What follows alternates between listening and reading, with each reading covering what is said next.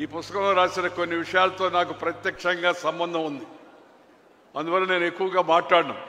రామారావు గారిని అన్యాయంగా దించేసినప్పుడు అది ఆయన తెలుగుదేశం, మేము తెలుగుదేశం కాదు. అయినప్పటికీ కూడా ఆయన చంద్రబాబు నాయుడు గారు అంటే వాళ్ళ అల్లుడు ప్లస్ వాళ్ళ పార్టీ.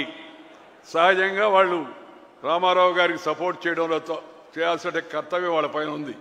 కానీ నేను, జయపారెడ్డి గారు, చంద్రమనేని రాజేశ్వరరావు గారు, మా పార్టీలన్నీ, పి రామచంద్రారెడ్డి గారు, సుందరయ్య గారు, ఇలా అన్ని పార్టీల వాళ్ళందరం, ఓంకార్ గారు, వీళ్ళందరూ కూడా కలిసి ఎందుకు ఎన్టీ రామారావుని సపోర్ట్ చేశాము అని అంటే ఆయన ప్రజాస్వామ్యయుద్ధంగా ఎన్నికైన పాపులర్ చీఫ్ మినిస్టర్. అలాంటి వ్యక్తి అమెరికాలో గుండె బాగలేక ఆపరేషన్ చేయించుకుంటూ ఉంటే దుర్మార్గంగా పదవి కాంక్షతో ఢిల్లీ పెద్దల యొక్క ప్రోద్బలంతో రామ్లాల్ లాంటి యొక్క ఆ రోజు ఈ యొక్క రాజ్యాంగ వ్యతిరేక చర్యలకు పాల్పడే రామ్లాల్ గవర్నర్తో చేతులు కలిపి మరి నాదండ్ల భాస్కర్ రావు మిగతా వాళ్ళు చేసినట్టు యొక్క ఆ దుర్మార్గం ఏతుందో దాన్ని ప్రజలు నేటి తరం తెలుసుకోవాల్సిన అవసరం ఎంతో ఉంది. ఆ రోజు జరిగింది అన్యాయం కాబట్టి మేము తెలుగుదేశం పార్టీ కాకపోయినా మేమందరం కూడా ఎందుకు సపోర్ట్ చేశామంటే రామారావు గారికి ప్రజలు ఆయన ఎన్నుకున్నారు, ఆయనకు అన్యాయం జరిగింది. అందుకని రామారావు గారి అండన ఉండడం జరిగింది. చరిత్ర అంతా చెప్పారు. వారు ఇక్కడ జరిగింది, రామ్లాల్ వ్యవహరించిన తీరు, మాకు రాజ్భవన్లో అవకాశం ఇవ్వకపోవడం, ఆ తర్వాత అరెస్ట్ చేయడం, ఊరంతా తిప్పడం, అరెస్ట్ చేసి వ్యాన్ ఎక్కిచ్చారు. ఒక్క మాట చెప్తాను, వ్యాన్ ఎక్కిన తర్వాత అందరం దాంట్లో కూర్చున్న రామారావు గారు, ఉపేంద్ర గారు, చంద్రబాబు, నేను అందరం. డ్రైవర్ అడుగుతున్నాడు, సార్ ఎక్కడికి పోవాలని. ఇది చూస్తే ఎవరు పోలీసు వాళ్ళు ఎవరు లేరు.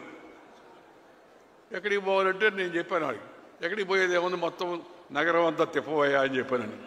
అంతకుముందు దాకా రామారావు గారు ముఖ్యమంత్రిగా ఉన్నాడు గంట కిందట. ఈ వ్యాన్లో కూర్చొని చేతికర్ర గడ్డం కింద పెట్టుకొని కూర్చోన్నాడు తిరిగిపోతుంటే. అందరికీ అప్పుడు టీవీలు లేవు, ఇంత ప్రచారం లేదు. వెంటనే అందరికీ ఆశ్చర్యం కలిగింది, ఓహో ఈయన్ని అరెస్ట్ చేశారా అనే విషయం జనానికి తెలిసేటికి అవకాశం కలిగింది. ఈ ప్రపంచంలో అతిపెద్ద ప్రజాస్వామ్యం మన దేశంలో ప్రజాస్వామ్యాన్ని నిస్సిగ్గుగా కూనీ చేసే ప్రయత్నం చేస్తే దాన్ని రక్షించుకోవడానికి ఒక గొప్ప ఉద్యమం, అదే ప్రజాస్వామ్య పరిరక్షణ ఉద్యమం. చరిత్ర పుస్తకాల్లోనే కాదు, రాజనీతి శాస్త్రంలో కూడా చేర్చాల్సిన అంశం ఇది. సమాజంపై సానుకూల ప్రభావం చూపించేవారు కొందరు ఉంటారు. అటువంటి గొప్ప నేతల్లో శ్రీ ఎన్టీ రామారావు గారు ఒకరు. చలనచిత్ర రంగంలో కోట్లాది మంది అభిమానులను ఆయన సంపాదించారు. ఒకవైపు పురాణ పాత్రల ద్వారా, అలాగే సమాజంలో ఆధ్యాత్మిక భావనను పెంచుతూ, మరొక వైపు సాంఘిక చిత్రాల ద్వారా సమాజంలో ఉన్న జాడ్యాలపై ప్రజలను వివేకవంతులు చేశాడు. ఆయన రాజకీయాల్లో ఆయన కోట్ల మంది గుండెల్లో నిలిచిపోయారు. ఆయన రాజకీయ ప్రవేశం ఎందరో జీవితాలని మంచి మార్పు తీసుకొచ్చింది, నాణ్యమైన జీవితాన్ని చూపించింది. ఆయన నటుడు, ఆ నటుడు యొక్క మిగతా వివిధ పార్శ్వాలు అవన్నీ నేను ఇప్పుడు ఇంతకుముందు ఒకసారి మనం మాట్లాడున్నాం, మళ్ళా దాని గురించి చెప్పను. కానీ ఆయన రాజకీయ రంగ ప్రవేశం చేసిన కాలం ప్రత్యేకమైంది. దేశంలో, రాష్ట్రంలో కాంగ్రెస్ నిరంకుశంగా పరిపాలన సాగిస్తూ ఉంది. ఆ సమయంలో ఎలాంటి రాజకీయ అనుభవం లేని రామారావు గారు తెలుగు ప్రజల కోసం రాజకీయాల్లోకి వచ్చి ముఖ్యమంత్రి కావడం అవుతుందో అది చరిత్రాత్మకమైన ఘట్టం అని చెప్పి మీ అందరికీ మనం చేస్తున్నాను. ఆయన పాలన అనేక మార్పులు తీసుకొచ్చాడు. అవన్నీ కూడా నేను పెద్ద వివరంగా చెప్పదలుచుకోలేదు. సంస్కరణలు తీసుకొచ్చాడు. అప్పుడే ₹2 కిలో బియ్యం పెట్టాడు. ఇప్పుడు మోడీ గారు కూడా దాన్ని ఇవాళ కొనసాగిస్తున్నారు. మహిళలకు ఆస్తిలో సమాన హక్కు ఇచ్చాడు. ఇది సమాజానికి చాలా అవసరం. దేశం అంతా కూడా దాన్ని చక్కగా అమలు చేయాల్సిన అవసరం ఎంతో ఉంది. మండల వ్యవస్థ పరిపాలన వికేంద్రీకరణ చేసి, అంతా కేంద్రం కాకుండా వికేంద్రీకరణ చేసి, సబ్ రిజిస్టర్ ఆఫీస్ కానించి, తాలూకా ఆఫీస్ కానించి మండల వ్యవస్థ ద్వారా తీసుకొచ్చి వికేంద్రీకరణ పలికాడు. అలాగే వెనుకబడిన వర్గాలకు అందరూ మాట్లాడేవాళ్ళే కానీ చేసి చూపించిన మొట్టమొదటి వ్యక్తి ఎన్టీ రామారావు గారు. వెనుకబడిన వర్గాలకు జిల్లా పరిషత్ చైర్మన్లు కూడా వచ్చేటికి అవకాశం రామారావు గారి వల్ల లభించింది. ఆయన ఈ జరిగిన ఆయన అలాంటి మంచి వ్యక్తికి జరిగినట్టు యొక్క ఈ అన్యాయాన్ని తిరిగి మళ్ళా న్యాయం జరిగేట్టుగా చూడడంలో ప్రజల పాత్ర చాలా ముఖ్యమైనది. అశేషమైన ప్రజలు ఒకవైపు రామారావు గారి మీద అభిమానం అయితే మరొక వైపు ప్రజాస్వామ్యాన్ని పరిరక్షించుకోవాలనే ఉద్దేశంతో లక్షల మంది వీధుల్లోకి వచ్చారు. ఆయన ఇక్కడి నుంచి మొదలుపెట్టి విజయవాడ నుంచి మొదలుపెట్టి అనంతపురం దాకా పర్యటన చేస్తే మేమందరం ఆయనతో ఉన్నాం. అప్పుడు ఎక్కడికి వెళ్ళినా జనం అసలు ఆకాశం ఈనిందా అన్నట్టుగా అలా జనం అంతా వచ్చారు. ఆయన జరిగిన అన్యాయానికి వ్యతిరేకంగా అందరూ నిలదీశారు. అందరూ ఆయన వెనక నిలబడ్డారు. ఆ తర్వాత ఇందాక విషయాలు చెప్పారు కదా మీకు, ఢిల్లీ తీసుకెళ్ళడం, ఎమ్మెల్యేలని కర్ణాటకలో క్యాంప్ పెట్టడం, తిరిగి మళ్ళా వచ్చి మెజార్టీ చూపించడం. మెజార్టీ చూపించేటప్పుడు కూడా దుర్మార్గం చూపించారు. అసెంబ్లీ సరిగ్గా జరగనివ్వలేదు, గొడవ చేశారు. నా ముందు కూర్చో ఒక ఆమె గాజులు పగలగొట్టుకుంది నన్ను రెచ్చగొట్టాలని. మేము ముందు రోజే మీటింగ్ పెట్టి అన్నగారు చెప్పారు అందరికీ, రేపు గొడవ జరుగుతుంది, ఎవరు మాట్లాడకూడదు, దయచేసి వెంకయ్యనాయుడు గారు జైపాల్ రెడ్డి గారు ఉంటారు, వాళ్ళు ఎవరు ఉంటే అవసరమైతే మాట్లాడతారని. ఒక ఆమె నా ముందుకు వచ్చి గాజులు బాగా కొట్టుకొని అధ్యక్ష నన్ను అవమానపరుస్తున్నాడు ఈయన అన్నాడు. ఆయన అధ్యక్షుడు ఏంటి చూశాడు, చూస్తే ఈయన నన్ను ద్రౌపది అంటున్నాడు ఆయన. అంటే నేను లేచి చెప్పాను, ద్రౌపది మహాపతివ్రత, ఆమె పేరు ఎందుకు వాడతారని నేను వాడానని చెప్పి. వాడనండి, అలాంటి పనులు చేయండి, ఎవరిని అవహేళన చేయడం అవమానం చేయడం నాకు ఇష్టం లేదని. అసెంబ్లీలో మెజార్టీ ఉందని తెలిసి కూడా ఆఖరి వరకు అధికారాన్ని పట్టుకొని వేలాడేట్టుగా చేశారు. తర్వాత చెప్తున్నారు వాళ్ళు మేము మెజార్టీ ఉందని. మెజార్టీ రుజువైన తర్వాత కూడా వాళ్ళు అసెంబ్లీ సాక్షిగా అది ఎక్కడ రుజువు అవుతుందని అసెంబ్లీని సరిగా జరగనివ్వకుండా అనేక రకాల దుర్మార్గాలు ఆ రోజు చేయడం కూడా జరిగింది. ఈ శాసనసభ్యులు స్టూడియోలో ఉన్నప్పుడు తీసుకెళ్దామని ప్రయత్నం చేశారు. ఈ ఇందర్సేన్ రెడ్డి గారిని అప్పుడు ఆ స్టూడియో బయట కాపలాకి మనుషులందరూ తీసుకొచ్చి పెట్టి పని ఇందర్సేన్ రెడ్డి గారికి పెట్టాము. అప్పుడు లోపల ఉండి వ్యూహ రచన మిగతా విషయాలు నేను చూస్తుంటే వాళ్ళకి కావాల్సిన ఏర్పాట్లు మిగతా వసతి పద్ధతి అంతా కూడా చంద్రబాబు నాయుడు గారు చూశారు. అలా వాళ్ళని కాపాడుకొని ఇక్కడి నుంచి ఢిల్లీ తీసుకెళ్తుంటే దారి పొడవునా రైల్వే స్టేషన్ పైన దాడి చేయించారు. తిరిగి మళ్ళీ అక్కడ దాని ఆఖరికి ఢిల్లీకి పోతే మేము ఆలస్యంగా వచ్చామని చెప్పి జైల్ సింగ్ గారిని ఢిల్లీ నుంచి నార్త్ ఈస్ట్కి వెళ్ళి పొమ్మని చెప్పింది ఇందిరాగాంధీ. మీరు అపాయింట్మెంటు లేట్ అయిపోయింది అందుకని ఇవ్వద్దని. ఆయన జైల్ సింగ్ గారికి వాజ్పేయి గారు, ఈయన రామారావు గారు అంటే అభిమానం, ఆయన స్వామీజీ అంటుండేవాడు రామారావు గారిని చూసి. అటు రెండోది వాజ్పేయి గారు అద్వానీ గారు మాట్లాడారు, మీరు మాట ఇచ్చారు లేట్ అయినా కూడా ఉండి వాళ్ళ సంఖ్య ఉందో లేదో చూడండి అని.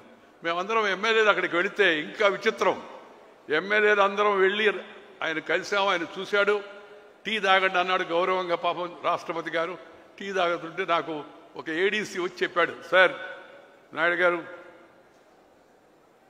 పక్కకు రండి అన్నాడు. ఏమన్నాను, అప్పుడు ఇవన్నీ లేవు, టీవీలు ఇవన్నీ, టెలిప్రింటర్ ఉంది అక్కడికి వచ్చి చూడండి అన్నాడు.